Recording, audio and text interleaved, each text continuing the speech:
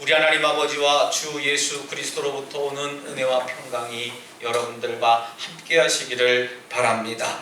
이제 오늘은 우리 주님께서 이제 십자가 고난의 시간에 들어가시기 전에 3명의 제자들을 데리시고 산에 오르셔서 그들 앞에서 이제 얼굴과 용모가 깨끗하고 빛나게 변화되는 그 변형된 모습을 기억하는 변화주일이라고 명령하는 교회력 주일입니다. 우리 본래 예수님의 용모는 원래 아름다우시고 흠이 없으시지만 이 변화산에서의 모습은 더 아름답고 위대하시고 정말 사람의 눈으로는 평가할 수 없는 그런 아름다운 모습으로 변화되었다라고 하는 것을 오늘 예수님을 본 베드로가 증언하게 됩니다. 여러분, 이 베드로가 오늘 본문을 통해서 저와 여러분들에게 증언하는 모습이 주님, 우리가 여기 있는 게 오히려 좋습니다. 저 세상에 내려가 봤자 순악하고 험하고 지저분한 것만 보이니 여기에 예수님과 함께 있는 것이 너무나 좋겠습니다. 그래서 만약에 주님이 원하시면 제가 여기 초막 셋을 짓는데요, 하나는 주님을 위해서, 하나는 모세를 위해서, 하나는 엘리야를 위해서 짓겠습니다 라고 이야기를 합니다. 그때 하나님의 음성이 호련하게 하늘에서 들려지게 됩니다. 이는 내 사랑하는 아들이고 내 기뻐하는 자니 너희는 그의 말을 들어라 라고 음성이 들려지게 됩니다. 두려워 떠는 제자들을 깨우시며 우리 예수님은 안정시키며 이야기를 하십니다.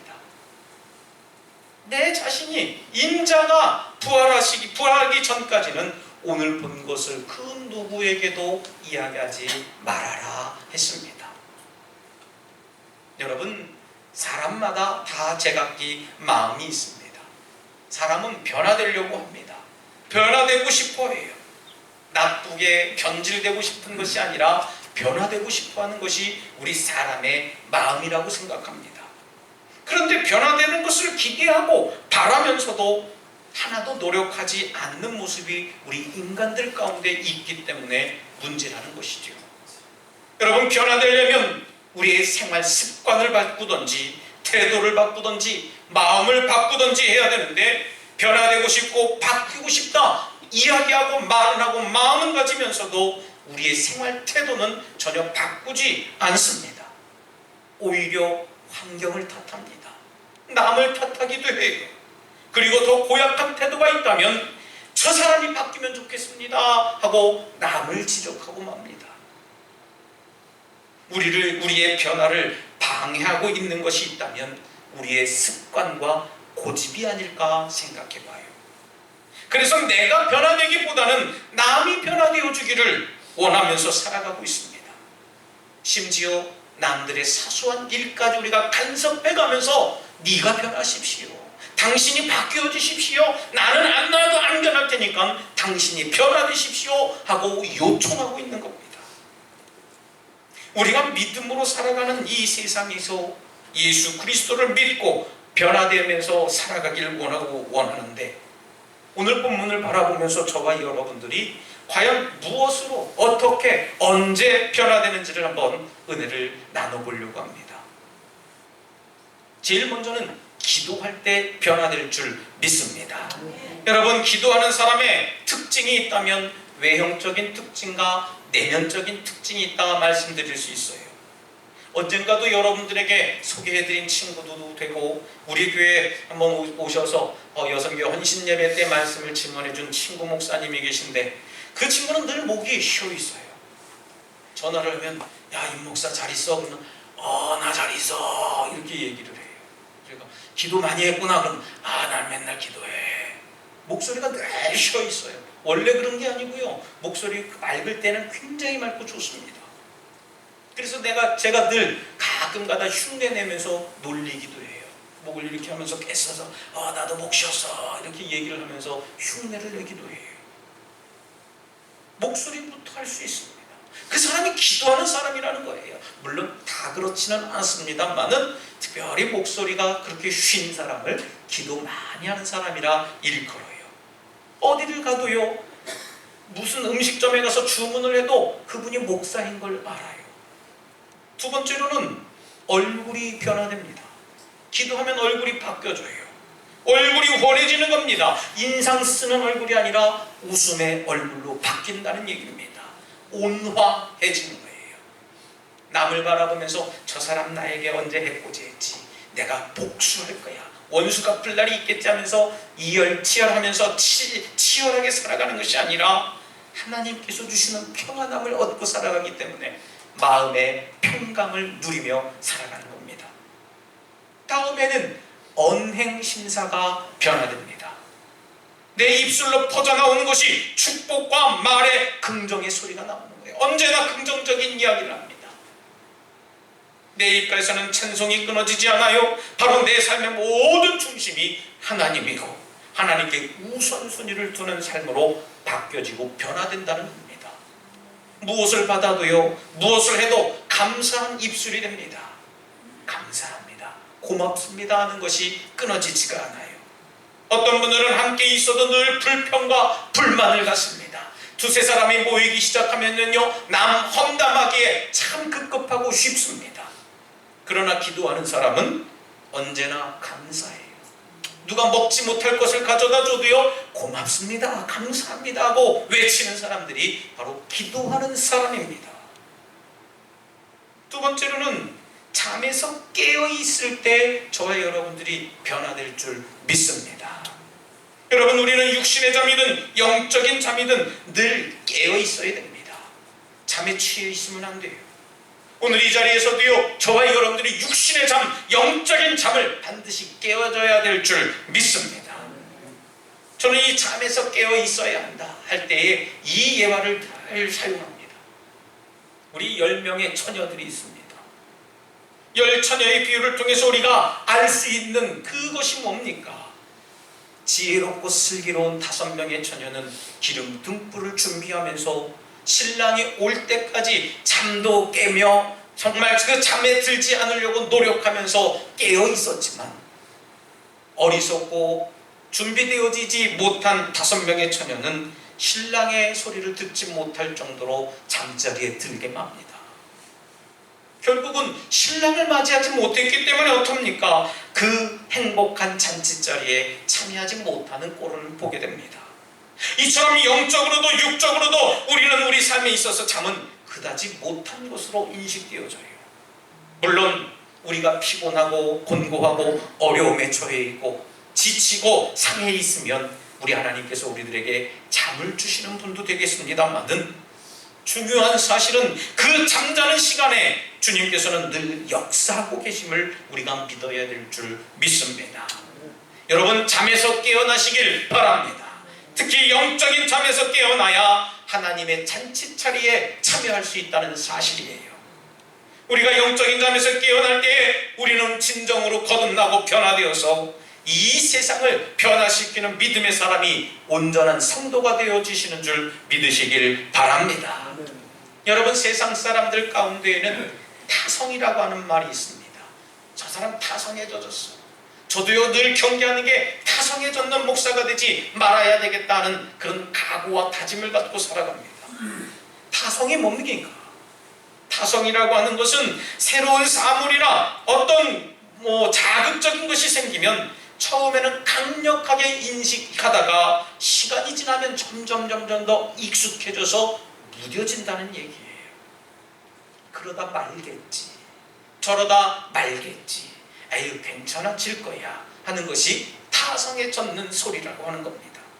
여러분, 타성이 붙으면 실패한다라고 하는 역사적인 교훈도 우리가 생각해야 됩니다. 타성에 젖은 신앙과 맞서는 것, 그것이 바로 우리 기독교의 올바른 정신일 줄 믿습니다. 여러분, 타성을 버려내야 돼요. 여태까지 그렇게 해왔습니다, 목사님. 아니요, 이제는 변화되어야 돼요. 바뀌어져야 됩니다. 그래서 종교개혁의 중요한 교회의 명제 중에 하나가 늘 개혁되는 교회 했습니다. 늘 개혁되는 교회여야 돼요. 지난 과거에 500여 년 전에 저 독일에서 있었던 그 종교개혁만 개혁된 교회가 아니고요, 2020년을 살아내는 우리 덕수교회에도 늘 개혁되는 교회가 되어야 될 줄 믿습니다.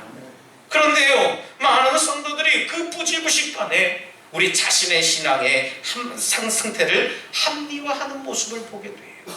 얼마나 안타까운 사실인지 모릅니다. 나는 그렇게 큰 죄를 짓지 않았는데 교회만 가면 목사님이 설교 시간에 나보고 죄인이래. 나는 죄 많이 안 졌는데 나는 교회만 가면 죄인처럼 되고 말아. 나는 그래도 아무개 집사보다 낫지 않아.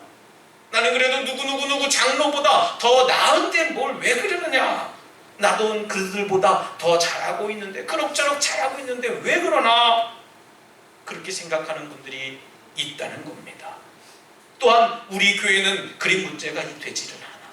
우리 교회는 평온하지 않아. 그래도 저 옆에 교회 아무개 교회보다는 낫잖아. 우리 교회는 그럭저럭 그래도 잘하고 있어. 여러분, 혹시 저와 여러분들도 우리 교회도 그렇게 생각하고 있지는 않는지 한번 자문자답해 봐야 될 줄 믿습니다. 여러분, 신앙은 신앙의 원점에서부터 생각해 봐야 됩니다. 내 신앙의 출발점이 어디였는지, 내가 예수님을 처음 만나고 영접하고 그 사랑을 느꼈던 그 자리가 어떤 자리인지 그 자리를 생각해내야 됩니다.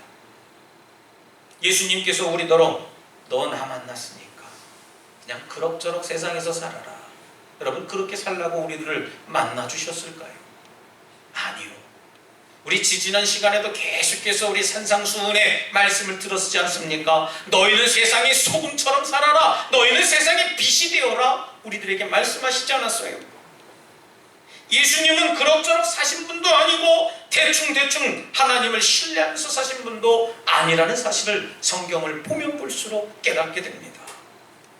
여러분, 우리가 예수를 믿는다, 예수를 따른다, 또 교회에 출석하고 있다, 내가 직분을 가지고 있다, 내가 성도다 라고 하는 그 이름이 뭡니까? 바로 예수님을 닮아가고자 하는 마음이라는 얘기예요. 우리는 괜찮다고 생각하지만 하나님 앞에서는 결코 우리는 괜찮지 않습니다. 제가 한 주간 동안 묵상하게 된 말씀이 구약 성경에 등장하는 삼손 사사에 대한 말씀입니다. 이 삼손이라는 인물 여러분들도 아시겠습니다만은 나실인입니다. 나실인은 어떤 사람이냐 하면 하나님 앞에 그 부모가 하나님 앞에 서원해서 난 자녀를 나실인이라고 이야기합니다. 하나님, 내게 아들을 주시면 하나님 앞에 바치겠습니다 한 사람이 나실인이에요. 저도 구약시대에 살았다라고 하면 저도 나실인에 속하게 됩니다. 저희 어머님이 저를 이렇게 갖기 전에, 제가 이제 생태적으로 제가 어머님 태중에 있기 전에 하나님, 내게 아들을 주시면 내가 하나님의 종을 세우겠습니다. 물론 당신이 세우는 건 아니지만 그 길로 인도하겠습니다 하는 서원을 했어요. 좀 나실인이에요. 구약시대의 나실인은 어떻게 살아가냐면요, 뭐 여러 가지 제약이 있습니다만은, 첫째, 삭도를 대지 말아라. 머리카락을 자르면 안 됩니다. 미용실이든 이발소든 가면 안 돼요. 두 번째는 죽은 사람 시체에 가까이 가면 되잖아요. 되면 안 됩니다. 포도나무의 소산을 먹으면 안 됩니다. 건포도도 먹어도 안 되고요, 포도 열매도 먹어도 안 되고, 포도주를 마셔도 안 된다라고 하는 겁니다. 뭐 여러 가지 제약들이 있어요. 이 삼손이라는 인물, 사사로 활동하고 나실인이라는 점, 그것 때문에 제가 좀 많이 끌리기도 했습니다만은, 이 삼손의 힘센 능력이 어디서부터 왔는지 여러분들에게 굳이 설명드리지 않아도 알 것입니다. 머리카락으로부터 왔잖아요. 그죠?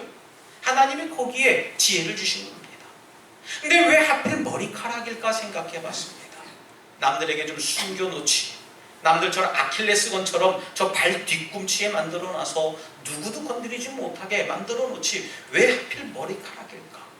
누구에게 머리채라도 잡히면 그 머리카락은 어떻게 하라고 하는 걸까 하면서 묵상을 하며 지냈습니다. 머리카락이었던 이유를 제가 나름대로 한번 생각해보고 묵상해봤어요. 머리카락에 칼을 대고 가위를 대는 행위는 나실인이 하지 말아야 할 하나님과의 약속이고 명령이고 언약이었습니다. 또 나실인은 포도나무의 소산을 먹으면 안 되고, 죽은 사람의 시체에 가까이도 가면 안 되고, 만져서는 절대 안 되는 것이 하나님의 명령이었습니다. 그런데 여러분 생각해 보세요. 나실인이라고 해놓고요, 몰래, 하나님 몰래라고도 할 수 있겠습니다만은 사람들이 보지 않는 곳에서 포도나무의 수산을 먹고 마실 수 있다는 얘기입니다. 남들이 보지 않는데 뭐 어때 하면서 포도 열매 먹을 수 있어요. 또 남들이 보지 않는데 어때, 시체도 만져볼 수도 있습니다. 실질적으로 성경을 읽어보면 이 삼손이 그렇게 살았습니다. 이방 여인들과 사랑을 하면서 죽은 시체 가운데 있는 꿀송이를 퍼다가 먹기도 했고요, 시체 가까이도 가게 됐어요. 하나님 앞에서든 사람 앞에서든 정직하지 않아도 누가 알 수 없고 거짓으로 살아갈 수 있다라고 하는 겁니다. 하지만 저는 거기서 하나님 앞에 무릎을 꿇고 회개했습니다. 왜 머리카락이었을까? 여러분, 머리카락은 거짓말을 할 수 없습니다. 잘하면 잘하는 대로, 손질하면 손질한 대로, 깎으면 깎은 대로, 칼을 대면 된 대로 보여지는 것이 머리카락이었다 했습니다. 조금만 잘라도 나타나요. 끝털머리만 잘라도 저 사람 이발했구나 깨닫습니다. 들릴라의 교묘한 수에 넘어간 삼손이 아니라 세상은 들릴라처럼 우리들에게 늘 일상적이고 평범한 요구를 통해서 우리와 하나님 사이를 갈라놓으려고 애쓰고 있습니다. 이에 타협하는 순간 우리는 타락한 사람이 되고 말고요, 그 유혹을 이겨내는 우리는 믿음이 한층 더 자라나는 신실한 사람으로 바뀌어진다 했습니다. 그런데 여러분, 삼손은요, 진정 추구해야 될 것을 놓치고 맙니다. 하나님을 모르는 사람들은 자기 욕심을 쫓아서 방탕하게 살다가 멸망하게 된다는 교훈을 우리들에게 줘요. 무엇입니까? 그만 자기의 욕심에 따라서 이 들릴라에게 자기의 약점을 이야기하게 됩니다. 머리카락을 자르면 나는 힘을 쓸 수가 없어 했습니다. 여러분, 정말 머리카락을 자르면 힘이 없을까요? 저는 그렇게 생각만 하지 않았습니다. 하나님의 명령을 완전히 어겼을 때에, 하나님으로부터 완전히 떠났을 때에 하나님은 그 삼손에게 주셨던 그 힘을 오히려 가져가셨다라고 하는 겁니다. 저와 여러분들에게도 마찬가지예요. 하나님과 세상 가운데 누구를 선택할 것이냐, 이것이 중요한 문제 아닐까 생각해봐요. 오늘 저도 많이 고민을 해봤습니다. 많은 목사님들이, 시내에 있는 목사님들 얘기겠습니다만은 저 신천지 이단자들이 기성교회에 들어와서 그 코로나 바이러스를 퍼뜨리자 했다고 해요. 그래서 오늘 예배를 쉰다, 2주 동안 쉰다, 이런 정책을 내세웠기도 하고요. 또 가급적이면은 예배를 잘 드리지 않고 이제 아주 중요한 예배만, 5주일 낮 예배만 드린다 하는 교회도 있습니다. 제가 알고 있는 제 동기입니다만은 아주 보수적인 교단에서도요, 오늘 오전 예배 11시 예배를 폐했어요. 그 모습을 보면서 이 사태가 얼마나 위중하고 중요한 사태인가 우리가 생각해야 됩니다. 저도 우리 장로님들과 한번 소집을 해서 물을 뻔했습니다. 하나님, 이 문제를 어떻게 해야 되겠습니까? 죽으면 죽으리다 하고 나가야 되나요? 아니면 지켜야 되나요? 고민 많이 했습니다. 그래도 남들은 이야기를 해요. 목사님, 그래도 덕적은 청정지역 아닙니까? 예, 맞아요. 청정지역이에요. 다른 데는 오염돼도 우리 교회만큼은 청정지역입니다. 자신할 수 있다 생각해 봤습니다. 근데 여러분, 그것을 지킬 줄 알아야 됩니다. 저와 여러분들이 정직하게 나가야 돼요. 여러분, 성도는 성도다워야 성도라고 불러질 수 있습니다. 외모에 신경 쓸 이유는 없지만 우리의 말과 행동에 삼가 그럴 만한 이유를 가져야 될 줄 믿습니다. 그런데 요즘 우리의 모습을 냉정하게 돌아보면 어떻습니까? 우리의 입술 가운데 성도의 모습은 전혀 없습니다. 그래도 교회의 영적인 질서를 세우기 위해서 직분을 세워줬습니다. 권사님, 집사님, 장로님 세워주셨어요. 근데 그것을 파괴하는 이들이 종종 있다라고 하는 겁니다. 물론 습관이 있을 수 있습니다. 훈련되어져야 돼요. 저와 여러분들이 어렵고 힘들어도요, 그 약속을 지켜나갈 수 있어야 되는 것이 우리 성도들의 본분이라는 겁니다. 새벽 기도의 자리는 언제부터인지 모르지만 빈자리가 더 많아져 가고 있습니다. 예, 연로해져 가시니까, 겨울철이니까요. 열심히 해보겠다고 봉사와 헌신의 팔뚝을 걷어붙였지만 이런저런 일꾼들이 하나 둘씩 뒤로 물러서는 모습들을 보게 됩니다. 예배의 거룩한 순간들, 찬송과 기도와 말씀을 듣는 우리의 모습들을 보면 그냥 그 상태로 머물고 싶다라고 하는 마음들이 간절해져요. 사르르 눈 감고 명상하는 척하지만 그 몸내 잠을 이루는 모습들을 보게 됩니다. 이만하면 예전보다 나아지지 않았어요? 우리 교회 리모델링도 하고요, 이만큼 하면 우리 교회 많이 성장했지 않습니까? 이만큼 하면은 그래도 우리 옹진 지방에서 상위권에 들어가는 교회인데 괜찮지 않아요? 아니요, 하나도 괜찮지 않습니다. 하나님이 보실 때 어떤지 그 평가가 중요하기 때문에 말이죠. 저는 이 타성에 젖어서 우리 앞에 오신 예수님조차 못 알아보고 교회 뜰 밖으로 밀려질까봐 너무나 걱정스럽습니다. 타성을 벗어버리고 우리 자신을 개혁하는 일, 그것이 정말 어려운 일입니다. 그런데 여러분, 이보다 더 어려운 일이 있다는 거예요. 그것은 변화되고 바뀌어진 내 자신을 다시금 변화시키는 일이에요. 내 자신을 늘 변화되어져야 됩니다. 여러분, 그런 이야기 들어보셨습니까? 사람은 늘 배워야 됩니다 했어요. 늘 배우는 존재가 되어야 됩니다. 목사님, 내 나이가 지금 내일 모레 90인데 뭘 배워? 아니요, 그렇지 않습니다. 여러분들 배우셔야 돼요. 스마트폰도요, 할 수 있도록 여러분들 배우셔야 됩니다. 여러분들 배워야 돼요. 성경도 배워야 되고요, 찬송도 배워야 되고, 말씀도 배워야 되고, 하나님의 은혜도 배워야 될 줄 믿습니다. 여러분, 온전한 변화는 한 번으로 끝나는 게 아닙니다. 한 번 변화되었으면 그걸로 참 머물러지면 좋겠는데, 아까 말씀대로 그 변화된 모습으로 타성을 젖게 된다는 얘기예요. 나는 변화됐으니까, 나는 한 번 변화됐으니까 됐지, 뭘 한 번만 됐으면 됐지 않아. 여러분, 늘 변화되고 개혁되는 교회, 늘 바뀌어지는 성도, 늘 변화되는 성도, 그 성도가 건강한 성도고 건강한 교회인 줄 믿으시기를 바랍니다. 여러분, 저와 여러분들 입술 가운데 상상력을 좀 동원해 보셨으면 좋겠어요. 만약에 지금 예수님이 우리 가운데 오신다면 나의 예배하는 이 모습을 보시고 뭐라고 말씀하실까? 내 믿음의 상태를 보시고 예수님 과연 어떻게 반응하실까? 내 보편적인 생활, 집에서나 어디 일터에서나 행동하는 여러 가지 모습들을 보고 예수님이 과연 나보고 어떻게 이야기하실까? 그것을 우리가 좀 상상의 날개를 좀 펴서 하나님 앞에 신중하게 민감하게 반응하는 저와 여러분들 삶이 되시기를 바랍니다.